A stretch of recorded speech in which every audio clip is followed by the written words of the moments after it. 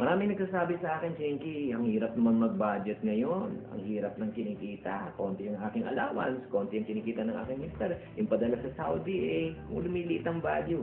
Well, anyway, I just want to encourage you, bago natin isipin kung anong gagastusin po natin, isipin po na natin kung meron po tayong budget.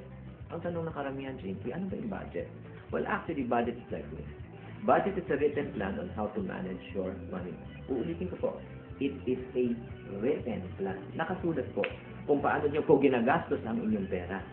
So, pag may budget po tayo, immediately, alam nyo po kung saan po pupunta yung pera nyo at magkano po ang dapat nyong kitain. For example, if you give me an opportunity to ask you one question right now, tatanungin kita, kayo po ba ay may budget, magkano po yung budget nyo? Within 3 seconds, kung hindi po kayo nakasagot, ibig sabihin, hindi nyo po alam kung magkano specifically ang yung budget. So, again, start with a budget. Napakahalaga po na may budget po tayo. So, paano naman tayo ba-budget? Ano naman yung kabutihan pag tayo may budget? Just make an acrostic on the word called budget. Let's start with the letter B. Once you have a budget, it sets boundaries. Nagkakaroon kayo ng hangganan kung saan nyo lang gagastusin ang inyong pera. Kung wala kayong budget, baka free for all yan. Ang pasok, yun din po ang labas.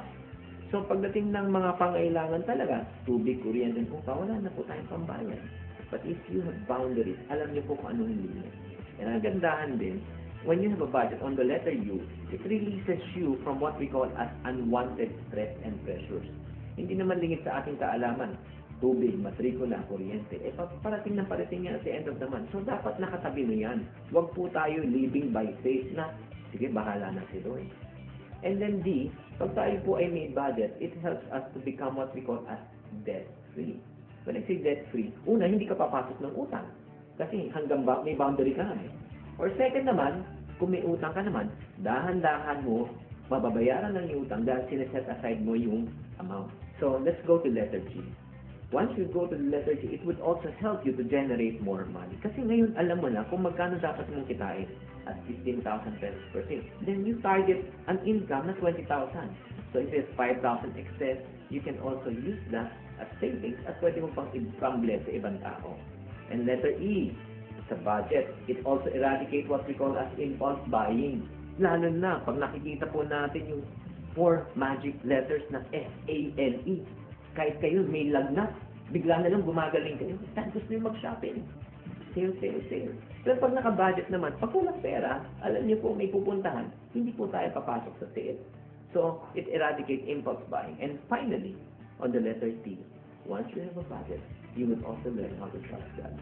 When I say trust God, you would learn to pray to God, Lord, itong pangailangan ko, i-bless mo naman. Kulang pangailangan ko. Ang gusto ko, i-bless mo ko para matustusan ang pangailangan ko at sobrahan mo pa para makabless ako ng ibang tao. Always remember this when it comes to finance. Trust in the Lord with all of your heart. Lean not on your own understanding. In all ways you acknowledge Him, and He will make a path. He will bless you.